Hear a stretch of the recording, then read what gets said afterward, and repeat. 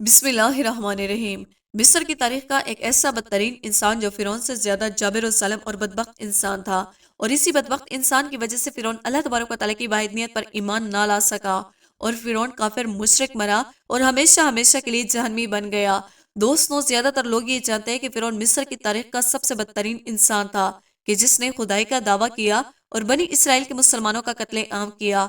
लेकिन क्या आप जानते हैं कि फिरौन के खुदाई का दावा करने और मुसलमानों का कत्ले आम करने और अल्लाह तबारक व तआला की वाहिदनियत पर ईमान ना लाने और फिरौन को काफिर मुशरिक और जहन्नमी बनाने में सबसे बड़ा किरदार उस इंसान का था कि जिसका आज हम जिक्र करने वाले हैं।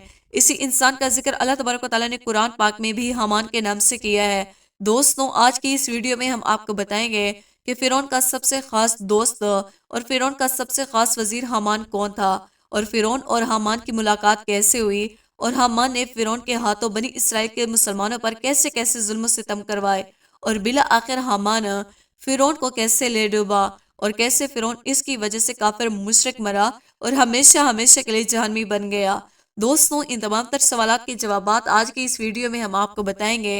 हमारी इस वीडियो को एंड तक जरूर देखिएगा। दोस्तों, अल्लाह तबारक व तआला ने कुरान पाक के 6 मकामात पर फिरौन के वजीर हामान का जिक्र फरमाया है। हामान के बारे में मुफस्सिरीन लिखते हैं कि हामान मिस्र के वजीर का एक लक़ब हुआ करता था। जो कोई भी बादशाह मिस्र का वजीर मुकर्रर होता उसको हामान कहा जाता था। जैसे कि मिस्र के तमाम तर बादशाहों को फिरौन कहा जाता था, उसी तरह इन्हीं बादशाहों के वजीरों को हामान कहा जाता था। और बाज़ रिवायात में आता है कि हामान उस मखसूस शख्स का नाम है जो फिरौन मूसा का वजीर था और जिसका जिक्र अल्लाह तबारक व तआला ने कुरान पाक में भी फरमाया है। दोस्तों, हामान मिस्र में रहने वाला एक आम बाशिंदा था। फिरौन और हामान की पहली मुलाकात उस वक्त हुई जब फिरौन मजदूरी की तलाश में मिस्र की तरफ निकला, तो एक मकाम पर फिरौन और हामान की मुलाकात हुई और ये मुलाकात देखते ही देखते दोस्ती में बदल गए, और इसी तरह ये दोनों बदबख्त एक दूसरे के पक्के दोस्त बन गए। इसके बाद फिरौन बादशाह मिस्र के दरबार में गया और वहां पर जाकर फिरौन ने मिस्र के तमाम तर कब्रिस्तान की दरोगी ले ली। इसके बाद फिरौन पर किस्मत मेहरबान हुई और फिरौन मिस्र का वजीर बन गया, और मिस्र का वजीर बनने के बाद एक बार फिर किस्मत उस पर मेहरबान हुई और ये मिस्र का बादशाह बन गया। इसी तरह जब फिरौन मिस्र का बादशाह बन गया तो उस बदबख्त ने अपने दोस्त हामान को भी अपने पास बुला लिया, अपना सबसे खास वजीर मुकर्रर कर दिया, और फिर यहाँ से इन दोनों बदबख्तों का सफर शुरू हुआ। दोस्तों, फिरौन के हर जुल्म सितम और हर गुनाह के पीछे सबसे बड़ा किरदार हामान का हुआ करता था। मिस्र की तारीख में जितने भी मुसालिम और जितने लोगों का कत्ले आम किया गया और जितने लोगों को बुत परस्ती के अंदर मुब्तला किया गया और जितने लोगों को फिरौन को खुदा ना मानने की वजह से कत्ल किया गया, ये तमाम तर मुसालिम हामान की मुशावरत और हामान के हुक्म पर किए गए। बज़ाहिर तो मिस्र का बादशाह फिरौन था, लेकिन फिरौन जो कोई भी काम करता वो अपने दोस्त हामान की मुशावरत के बगैर नहीं करता, बल्कि मिस्र में होने वाली हर बुराई के पीछे हामान की शैतानियत छुपी हुई थी। हामान फिरौन को जो कोई भी मशवरा देता फिरौन वही काम करता। इसी वजह से तारीख के अंदर हामान को फिरौन से भी बड़ा जाबिर, जालिम और बदतरीन इंसान करार दिया है। दोस्तों, फिरौन जब मिस्र का बादशाह बना तो फिरौन ने हामान से कहा कि मैं मिस्र के अंदर खुदाई का दावा करना चाहता हूँ और मैं चाहता हूँ कि मिस्र के तमाम तर लोग मुझे अपना खुदा मानने लगे। तो उस वक्त हामान ने फिरौन को ये मशवरा दिया कि सबसे पहले मिस्र के अंदर दीन इस्लाम की तबलीग पर पाबंदी लगाई जाए और दीनी दरसगाहों को बंद कर दिया जाए। चुनाचा इसी तरह हामान के कहने पर मिस्र के अंदर दीनी दरसगाहों को बंद कर दिया गया और दीन इस्लाम की तबलीग पर पाबंदी लगा दी गई। और फिर वक्त के साथ साथ लोग हजरत यूसुफ अलैहिस्सलाम के दीन से दूर होने लगे और दीन से दूरी की वजह से लोग जानवरों जैसे जाहिल बन गए। इसके बाद मिस्र के लोगों को कुफर शिर्क के अंदर मुब्तला करने के लिए हमने ये चाल चली कि मिस्र के हर हर घर में बुतों की पूजा शुरू करवा दी, और इसी तरह मिस्र के हर हर घर में लोग कुफर शिर्क के अंदर मुब्तला होने लगे और अल्लाह तबारक व तआला की वाहिदनियत को छोड़कर बुतों की पूजा करने लगे।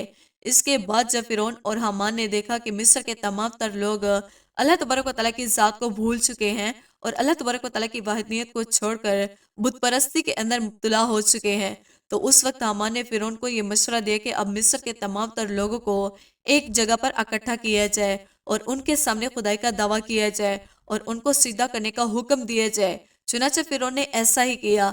मिस्र के तमाम तर लोगों को एक मकाम पर इकट्ठा किया गया और फिरौन ने इन तमाम तर लोगों के सामने खुदाई का दावा कर दिया और उनको अपने सामने सिजदा करने का हुक्म दिया। उस वक्त मिस्र का सबसे बड़ा कबीला कबीला कुप्तिया वो फिरौन को अपना खुदा मानने लगा और उसके सामने सिजदा करने लगा। चुनाचा इसी तरह फिरौन ने मिस्र का झूठा खुदा बना। दोस्तों, रिवायात में आता है कि जब फिरौन ने खुदाई का झूठा दावा किया तो उस वक्त कुछ लोग ऐसे भी मौजूद थे कि जिनके सीने अभी भी ईमान के नूर से मुनव्वर थे और जो अभी भी अल्लाह तबारक व तआला की वाहिदनियत पर ईमान रखते थे। फिरौन को जब उन लोगों का पता चला तो फिरौन बहुत ज्यादा गजबनाक हुआ। चुनाचा उस वक्त फिरौन ने उन चंद मुसलमानों पर जुल्म सितम करना शुरू कर दिए और उनको अपना गुलाम बना लिया। और मिस्र का सबसे मुश्किल तरीन काम और भारी भरकम काम बनी इसराइल के इन चंद मुसलमानों से लिया जाता था और उन पर बदतरीन तशद्दुद किया जाता था। इसी तरह जब फिरौन और हामान का जुल्म सितम हद से ज्यादा बढ़ने लगा तो अल्लाह तबारक व तआला ने बनी इसराइल की हिदायत के लिए अपने पैगंबर हजरत मूसा अलैहिस्सलाम को माबूस फरमाया। हजरत मूसा अलैहिस्सलाम ने फिरौन को अल्लाह तबारक व तआला का पैगाम पहुंचाया और अल्लाह तबारक व तआला की वाहिदनियत की तरफ बुलाया और मुसलमानों पर जुल्म सितम करने से मना फरमाया। लेकिन फिरौन अपनी सरकशी से बाज न आया और इसी तरह बनी इसराइल के मुसलमान पर जुल्म सितम करता रहा और अपने कुफर शिरक पर डटा रहा।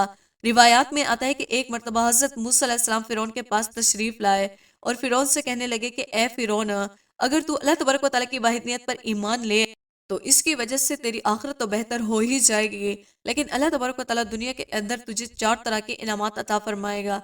हजरत मूसा अलैहिस्सलाम की ये बात सुनकर फिरौन हजरत मूसा अलैहिस्सलाम से पूछने लगा कि वो 4 नेमतें कौन सी हैं जो तेरा रब मुझे अता फरमाएगा। फिरौन हजरत मूसा अलैहिस्सलाम से कहने लगा कि मुझे इन नेमतों के बारे में बताएं, शायद मैं अल्लाह तबारक व तआला की वाहिदनियत पर ईमान ले आऊं।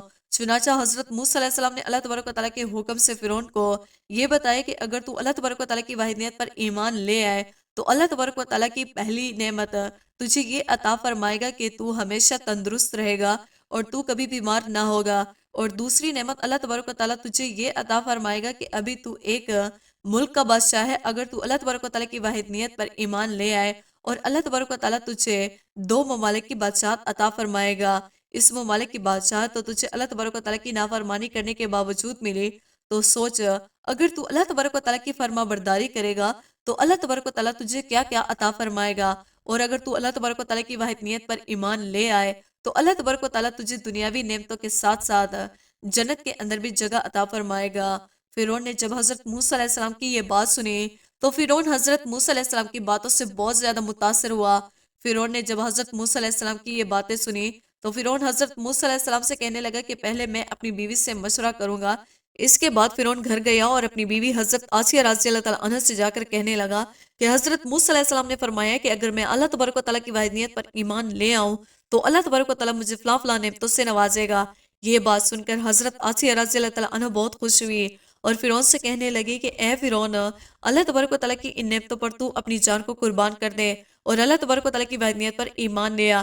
ये कहते हुए हजरत आसिया रज़ी अल्लाह तआला अन्हा हजारों कतार रोने लगी और कहने लगी आफ्ताब तेरा ताज होगा। हजरत आसिया फिरौन से कहने लगी कि आपको किसी से मशवरा करने की कोई ज़रूरत थी ही नहीं, बल्कि आपको हजरत मूसा अलैहिस्सलाम की मजलिस में ही अल्लाह तबारक व तआला की वाहिदनियत पर ईमान ले आना चाहिए था और दावत हक को कबूल कर लेना चाहिए था।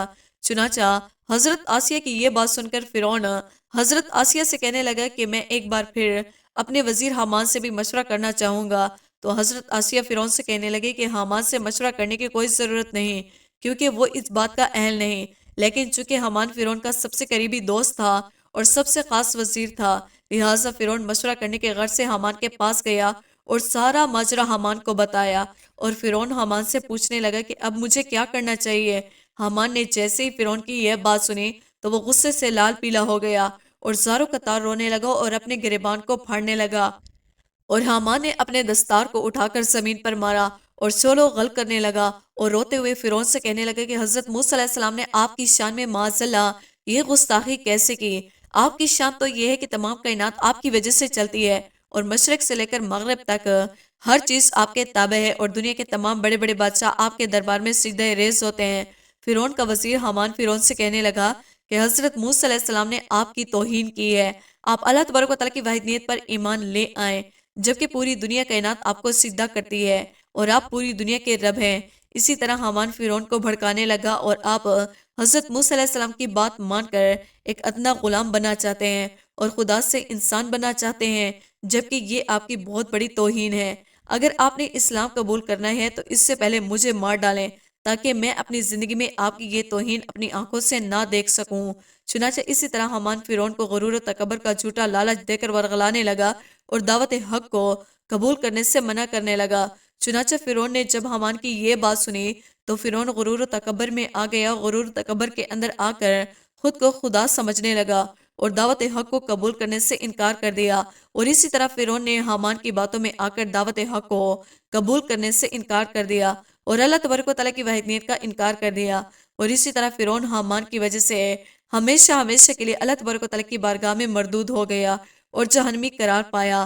دوستوں، جب فرعون کا ظلم و ستم حد سے بڑھ گیا اور فرعون 12 بار سمجھانے کے بعد اللہ تبارک و تعالیٰ کی وحدانیت پر ایمان نہ لایا اور کئی بار اللہ تبارک و تعالیٰ کے عذابات کو دیکھنے کے باوجود بھی دعوت حق کو قبول نہ کیا، تو اللہ تبارک و تعالیٰ نے فرعون پر اپنا عذاب نازل کرنے کا ارادہ فرمایا اور فرعون کو غرق کرنے کا ارادہ فرمایا۔ اللہ تبارک و تعالیٰ نے حضرت موسیٰ علیہ السلام کی طرف وحی نازل فرمائی کہ وہ قوم بنی اسرائیل کو لے کر مصر سے روانہ ہو جائیں اور اللہ تبارک و تعالیٰ فرعون پر اپنا عذاب نازل فرمانے والا ہے۔ چنانچہ حضرت موسیٰ علیہ السلام کو بنی اسرائیل کو لے کر مصر سے روانہ ہو گئے۔ فرعون کو اس بات کا پتہ چلا کہ حضرت موسیٰ علیہ السلام تمام مسلمانوں کو لے کر مصر چھوڑ کر جا رہے ہیں، تو فرعون نے ایک بہت بڑا لشکر تیار کیا اور حضرت موسیٰ علیہ السلام کا پیچھا کرنے لگا۔ اور فرعون نے اپنے لشکر کو یہ حکم دیا کہ حضرت موسیٰ علیہ السلام اور حضرت موسیٰ علیہ السلام کے ساتھ جتنے بھی مسلمان ہیں ان میں سے کوئی بھی زندہ نہیں بچنا چاہیے اور معاذاللہ سب کو قتل کر دینا۔ چنانچہ ادھر جب حضرت موسیٰ علیہ السلام دریائے نیل کے کنارے پر پہنچے، حضرت موسیٰ علیہ السلام کی قوم گھبرا گئی اور آگے دریائے نیل ہے اور پیچھے فرعون کا لشکر ہے، اور حضرت موسیٰ علیہ السلام کی قوم حضرت موسیٰ علیہ السلام سے کہنے لگی کہ آج ہمیں فرعون سے کوئی نہیں بچا سکتا۔ اس وقت حضرت موسیٰ علیہ السلام نے اپنی قوم کو تسلی دی اور فرمایا کہ اللہ تبارک و تعالیٰ ہمارے ساتھ ہے۔ اس وقت اللہ تبارک و تعالیٰ نے حضرت موسیٰ علیہ السلام کو اپنی عصا مبارک کو دریائے نیل کے اندر مارنے کا حکم دیا۔ چنانچہ جیسے ہی حضرت موسیٰ علیہ السلام نے اللہ تبارک و تعالیٰ کے حکم کے مطابق اپنے عصا کو دریائے نیل کے کنارے پر مارا تو دریائے نیل میں سے راستہ بن گیا، تو حضرت موسیٰ علیہ السلام اور ان کی قوم دریائے نیل کو آسانی کے ساتھ عبور کر لیا۔ ادھر جب فرعون دریائے نیل کے کنارے پر پہنچا تو فرعون بھی اپنے لشکر کو لے کر دریائے نیل کے اندر داخل ہو گیا۔ ادھر جب فرعون دریائے نیل کے کنارے پر پہنچا تو فرعون بھی اپنے لشکر کو لے کر دریائے نیل میں اسی راستے سے داخل ہو گیا۔ جب فرعون کا لشکر دریائے نیل کے بالکل درمیان میں پہنچا تو اللہ تبارک و تعالیٰ نے دریائے نیل کو مل جانے کا حکم دیا۔ چنانچہ دریائے نیل اللہ تبارک و تعالیٰ کے حکم کے مطابق فرعون کے لشکر کی طرف بڑھنے لگا۔ فرعون نے جب یہ منظر دیکھا اور اپنی آنکھوں کے سامنے اپنی موت کو آتے ہوئے دیکھا تو فرعون بلند آواز سے چلایا اور کہنے لگا کہ میں حضرت موسیٰ علیہ السلام کے خدا پر ایمان لایا، اور میں اس خدا پر ایمان لایا جس خدا پر قوم بنی اسرائیل ایمان لے کر آئی۔ اسی طرح جب فرعون غرق ہونے لگا تو وہ دعا مانگنے لگا، تو اس وقت حضرت جبرائیل علیہ السلام نے مٹی اٹھائی اور فرعون کے منہ میں ڈال دیا تاکہ یہ اللہ تبارک و تعالیٰ کی بارگاہ میں دعا نہ مانگ سکے۔ اور فرعون اس وقت تک اللہ تبارک و تعالیٰ کی وحدانیت پر ایمان لانا چاہتا تھا، لیکن اس وقت اس کا ایمان لانا قابل قبول نہ تھا، کیونکہ اللہ تبارک و تعالیٰ کا عذاب اس پر نازل ہو چکا تھا اور اس پر توبہ کا دروازہ بند ہو چکا تھا۔ اس کے بعد اللہ تبارک و تعالیٰ کے حکم سے دریائے نیل آپس میں مل گیا اور فرعون اور اس کا پورا لشکر دریائے نیل کے اندر غرق ہو کر ہلاک ہو گیا۔ دوستوں، امید کرتے ہیں ہماری آج کی ویڈیو آپ کو پسند آئی ہوگی۔ ویڈیو کو لائک اور سبسکرائب کرنا نہ بھولیے گا۔